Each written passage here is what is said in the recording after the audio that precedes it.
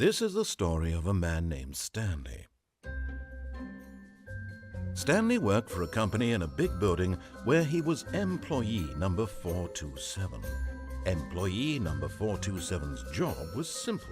He sat at his desk in room 427 and he pushed buttons on a keyboard. Orders came to him through a monitor on his desk, telling him what buttons to push, how long to push them, and in what order.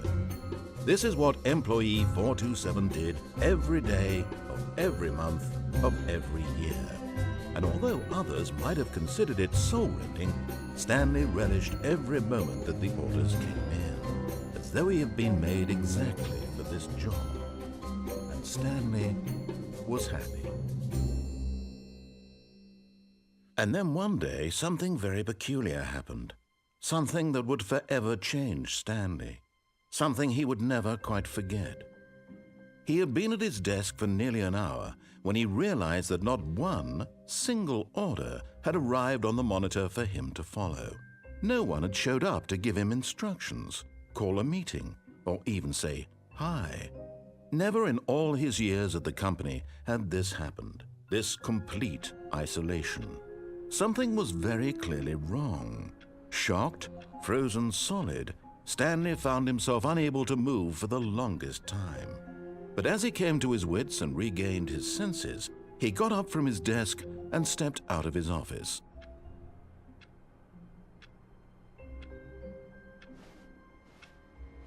All of his co-workers were gone. What could it mean? Stanley decided to go to the meeting room. Perhaps he had simply missed a memo. Stanley picked up the bucket.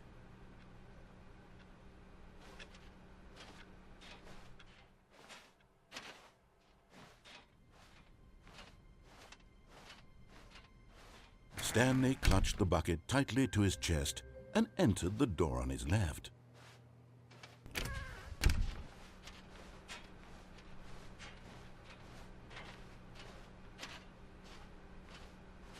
Still no one was here. Stanley needed the bucket's warmth and comfort now more than ever. Perhaps his boss's office was where he'd find answers. Coming to a staircase, Stanley and the bucket walked upstairs to the boss's office.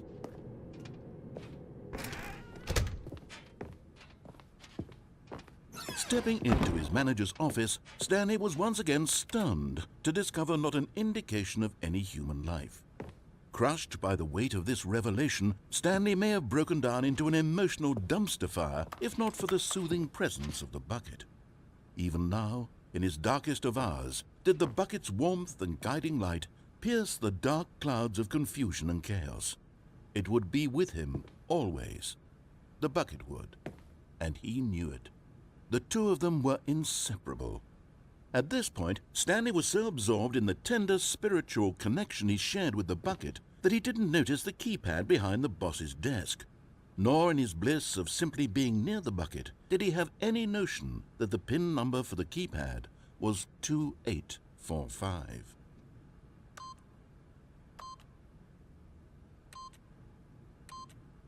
But Stanley guessed the correct code by sheer luck. Was it that the bucket knew all along? Was the bucket guiding him? Yes, this is certainly the most logical explanation. You found one of them. One of the miniature Stanley figurines. Remember, no reward for collecting all of these, only the intrinsic pleasure of a job well done. You can't buy that sort of happiness, Stanley. God knows I've tried. So, I implore you to savor each and every moment you come across one of these beautiful figurines.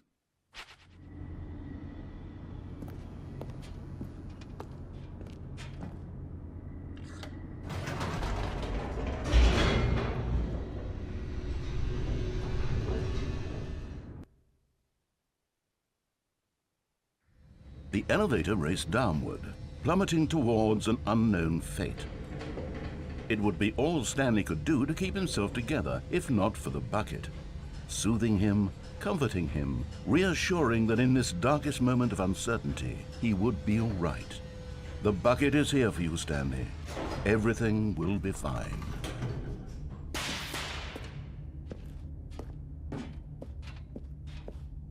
Stanley and the bucket walked straight ahead through the large door that read, Mind Control Facility.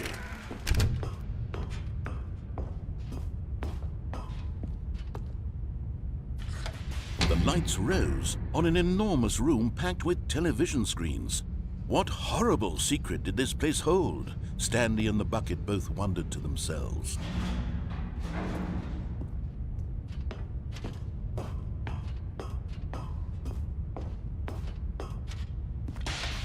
The monitors jumped to life, and Stanley nearly dropped the bucket in shock. Everyone in the office was being videotaped, monitored like guinea pigs.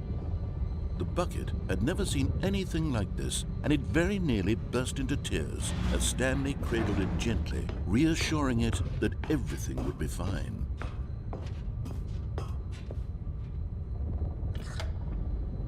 Was the bucket under the mind control facility's influence as well? Had the bucket been told to do things it didn't wish to do? What kinds of things does a bucket want to do or not want to do in the first place? These questions raced furiously in Stanley's feeble mind. No! He screamed into the bucket. He couldn't accept it. His own life in someone else's control, never! He squeezed the bucket tighter, his one friend in the entire world. At this point, he could trust no one except for the bucket.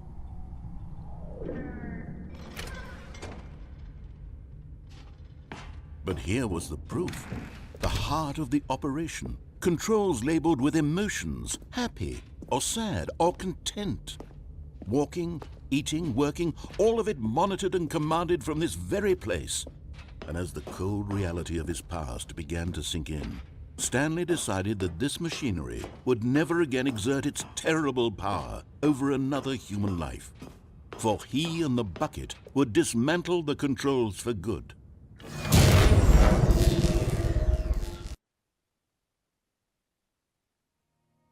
Stanley and the bucket waited in blackness. Was it over? Yes, they had done it.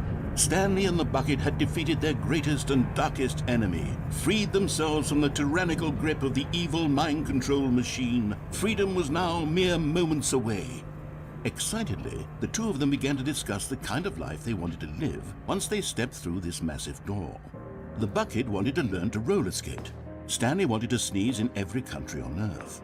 Both of them wanted to begin watching a movie, any movie, but then stop it halfway through and begin watching it in reverse from the end. True, it was a simple life they envisioned, but it was one they'd lived together, with one another to lean on, to trust, to support. What? Wait. What was happening? Why had the door stopped? Was Stanley and the bucket not about to be freed?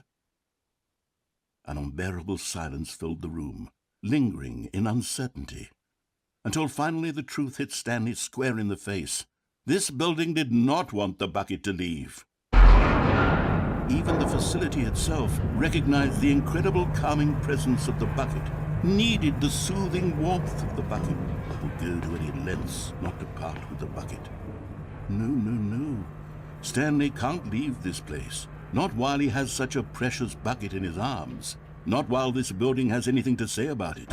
Stanley realized he would never again leave this very room, but at least he has the bucket. To be trapped eternally in darkness isn't really so bad, Stanley thought to himself. As long as I have my bucket with me, right? I'll be okay, won't I? Stanley gulped. Very soon now, he was about to find out.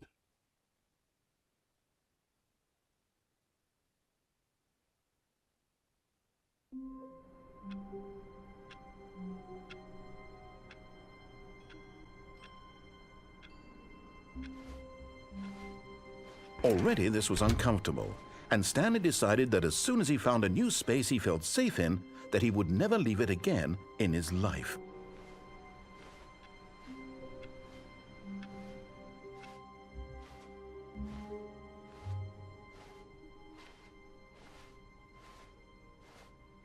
When Stanley came to a set of 2 open doors, he entered the door on his left.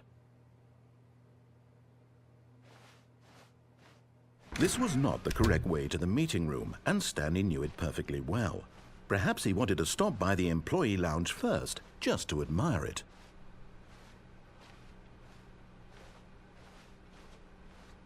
The lounge was sublime, a work of art. What was it about this room that called so? But eager to get back to business, Stanley took the first open door on his left.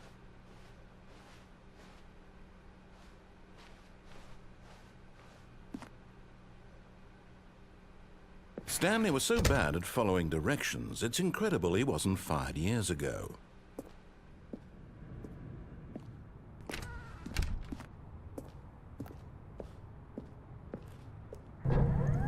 Look, Stanley, I think perhaps we've gotten off on the wrong foot here.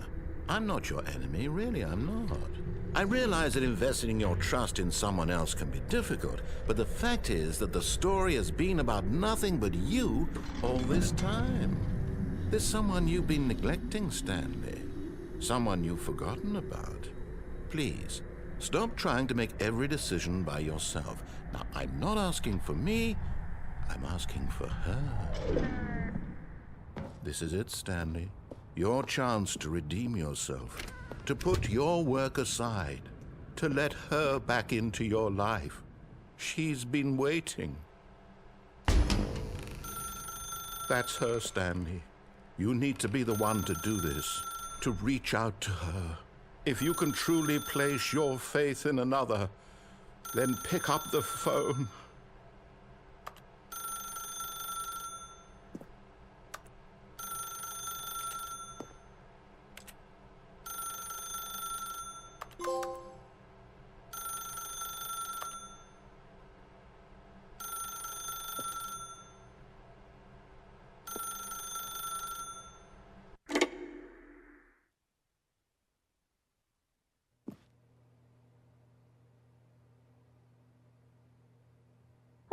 Is that you?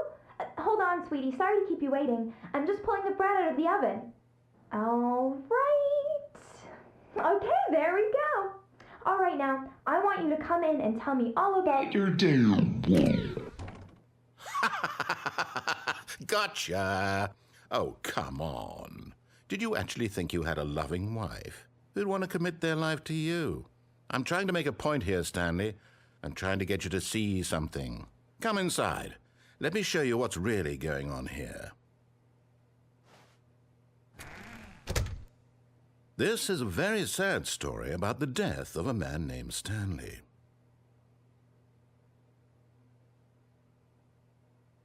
Stanley is quite a boring fellow. He has a job that demands nothing of him, and every button that he pushes is a reminder of the inconsequential nature of his existence. Look at him there, pushing buttons, doing exactly what he's told to do.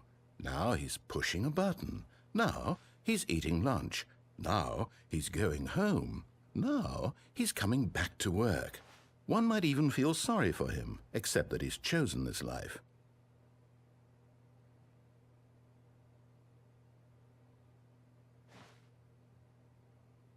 But in his mind, in his mind, he can go on fantastic adventures. From behind his desk, Stanley dreamed of wild expeditions into the unknown, fantastic discoveries of new lands. It was wonderful, and each day that he returned to work was a reminder that none of it would ever happen to him.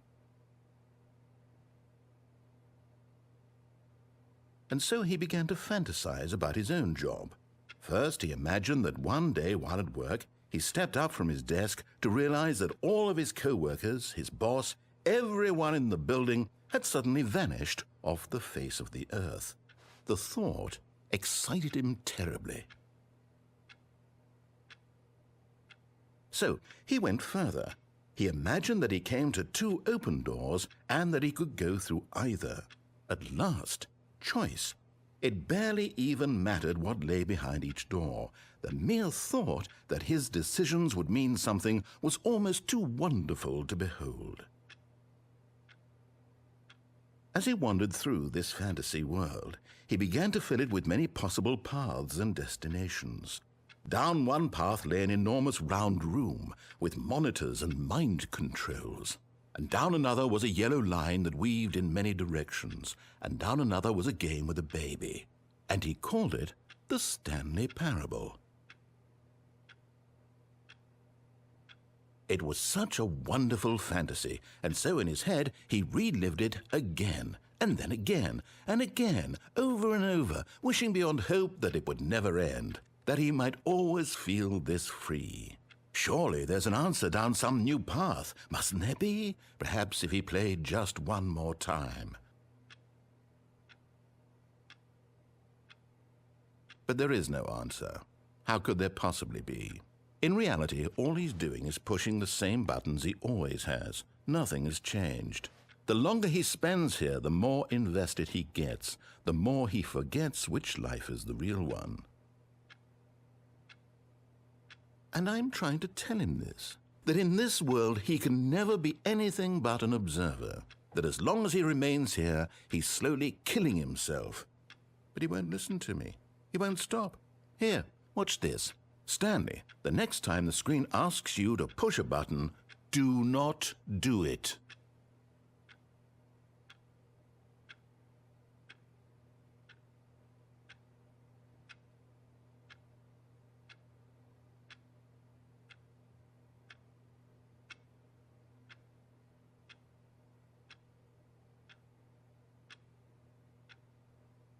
You see?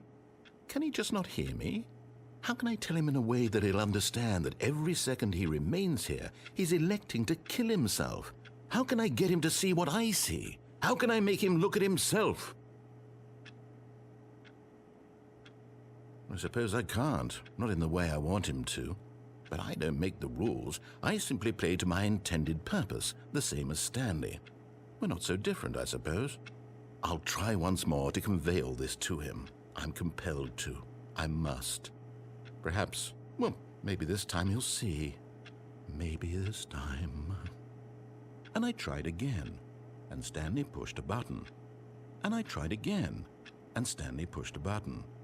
And I tried.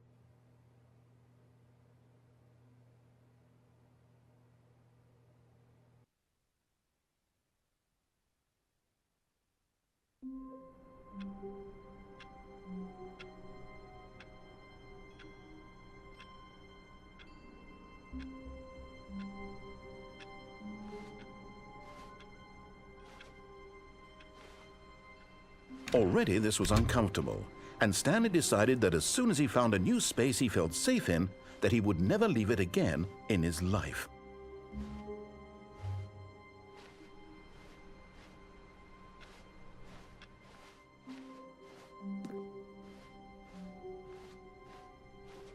When Stanley came to a set of 2 open doors, he entered the door on his left.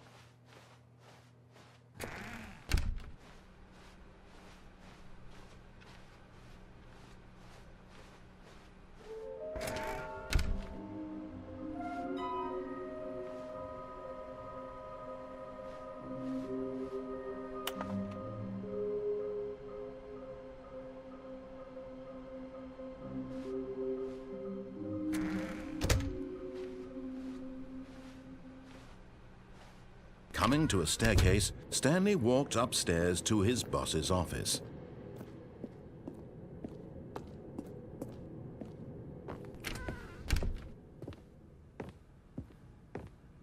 The moment he entered his manager's office, Stanley froze in his tracks.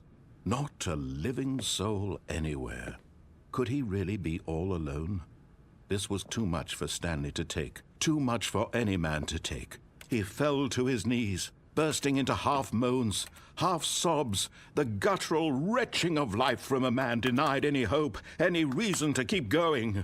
Here on the floor he lay prone, paralyzed by fear for nearly a full hour.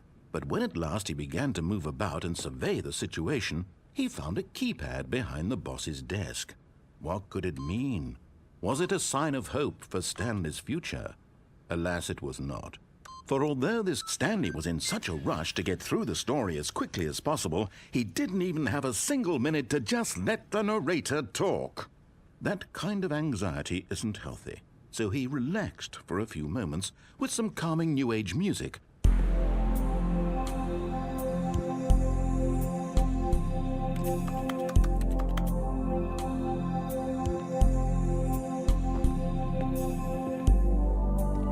Feeling soothed and rejuvenated, Stanley calmly walked forward into the opened passageway.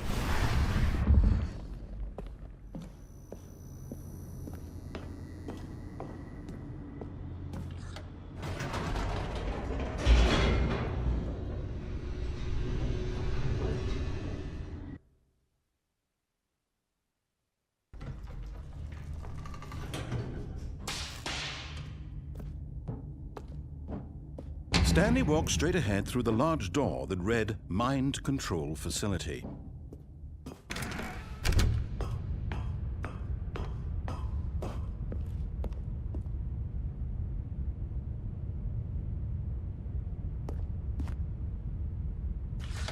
The lights rose on an enormous room packed with television screens. What horrible secret did this place hold? Stanley thought to himself. Did he have the strength to find out?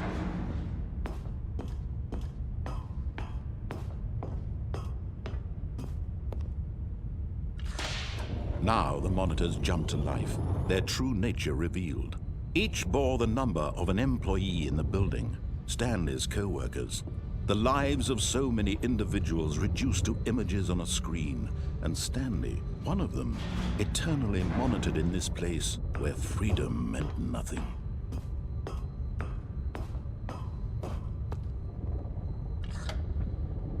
This mind control facility, it was too horrible to believe. It couldn't be true. Had Stanley really been under someone's control all this time? Was this the only reason he was happy with his boring job? That his emotions had been manipulated to accept it blindly? No, he refused to believe it. He couldn't accept it. His own life in someone else's control? Never! It was unthinkable, wasn't it? Was it even possible?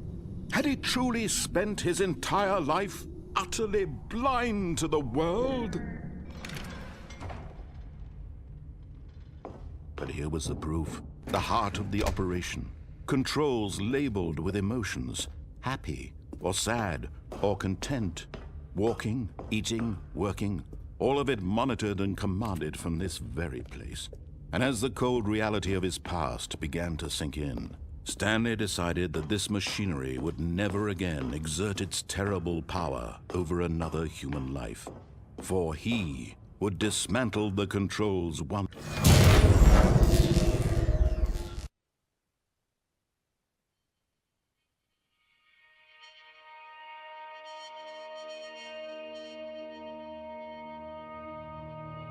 Blackness and a rising chill of uncertainty. Was it over?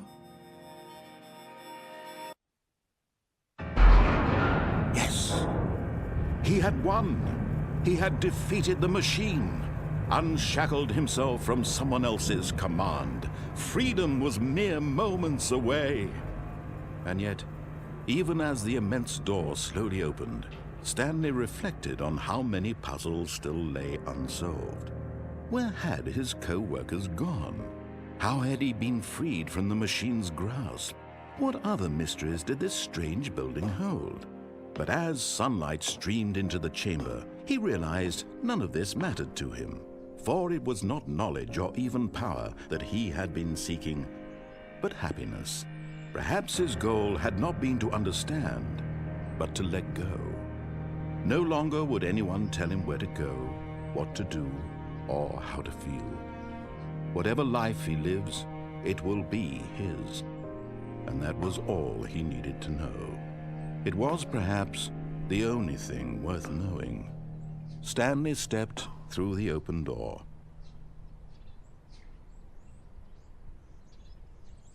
Stanley felt the cool breeze upon his skin, the feeling of liberation, the immense possibility of the new path before him.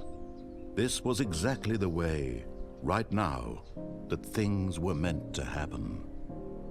And Stanley was happy.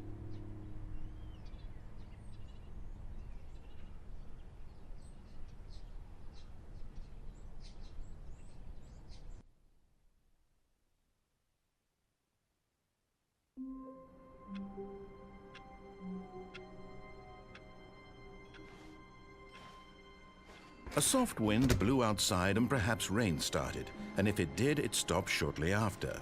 Stanley hoped that he would one day see weather.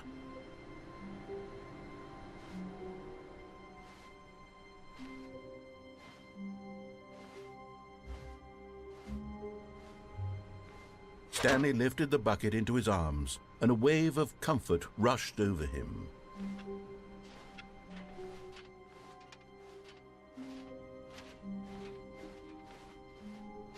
Stanley clutched the bucket tightly to his chest. This was not the correct way to the meeting room, but Stanley had felt the bucket calling to him, telling him that the employee lounge was simply the place to be. And here it was. Had the bucket turned out to be correct? No, never mind. The bucket was wrong. Stanley took the door on his left to go back to the meeting room. No, Said the bucket. don't go to the meeting room. Go somewhere else. The cargo lift, yes. Good, Said the bucket. now ride the lift all the way to the top. There's something up there I need you to do. Stanley did not question why or how this bucket was speaking to him. It should have alarmed him, of course, because buckets can't talk. But Stanley chose not to think about this obvious fact. He was firmly convinced that the bucket had spoken to him, and he unthinkingly did whatever the bucket asked.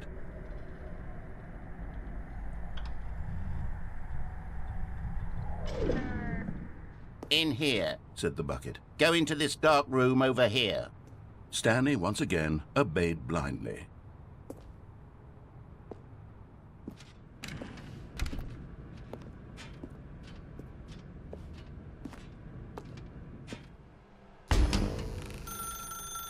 Now pick up the phone. Said the bucket. Pick up the phone and it will take us back home, where we can go about life together.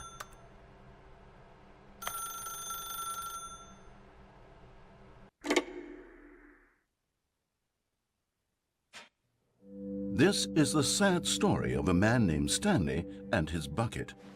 Once upon a time, I gave Stanley a bucket because I thought he was lonely and could use a friend. And then, very distressingly, he began to believe the bucket could speak to him.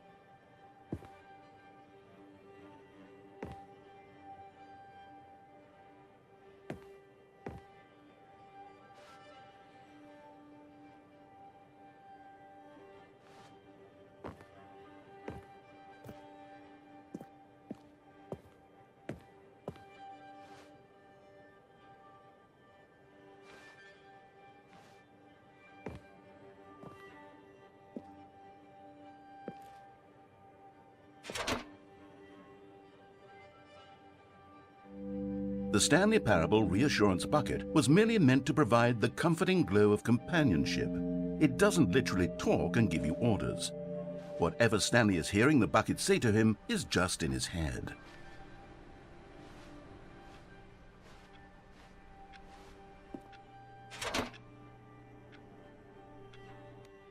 Lately, I've been concerned about him. Wouldn't you be concerned as well? To see him delusional like this, obsessing over an inanimate metal object? I want to say something to him, but I don't know how I can convince him. I don't know if he'll listen to me.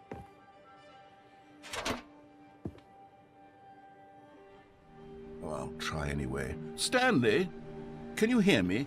Listen to me. It's just a bucket. It can't think, it can't talk. All it will ever truly do for you is effectively transfer a liquid from one location to a different location. That's it. It doesn't do anything else.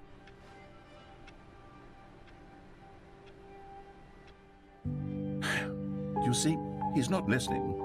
He's still taking orders from the bucket. You know, once upon a time it was me he took orders from. Me he trusted and listened to. Now all he cares about is his awful bucket.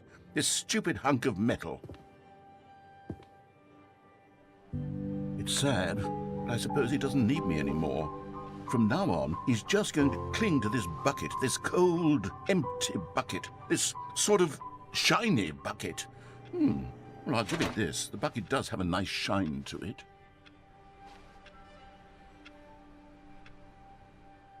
Yes, I suppose on closer inspection that it doesn't quite look like your average hardware store bucket. It's just a little more, what am I trying to say? Sturdier, more capable of transporting liquid. like it would be better at moving an amount of water from one room to another. Oh my God, what am I saying? Better at carrying water from room to room. It's a bucket. It's literally just a bucket. Why do I feel some need to point out the ways in which it's so much more than just a regular bucket?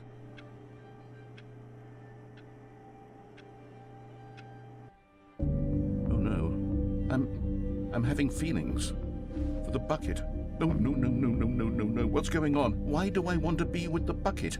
Hear what the bucket has to say. Do anything it asks. What's wrong with me? I don't understand. Perhaps if I had the bucket, this would be less confusing. Yes, the bucket could tell me what to do in this troublesome situation. Stanley, give me the bucket. Give it to me. Give me the bucket, Stanley. I need it. Give it to me now. Give it or I'll...